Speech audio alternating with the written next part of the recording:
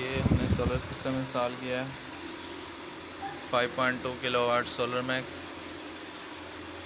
Ampere volt protection, वापडा और solar breaker, और ये इंडिकेटर हैं वापडा के और सोलर के, ये चेंज ओवर है।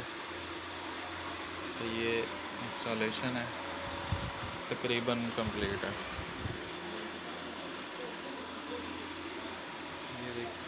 ये हमारे इन्वर्टर को प्रोटेक्ट करेंगी, ओवरलोड से भी बचाएंगी, और वापडा की तरफ से आने वाले किसी भी किस्म के सर्ज यानी कि हाई वोल्टेज अगर आएंगे तो हमारा इन्वर्टर जो है वो सेव रहेगा।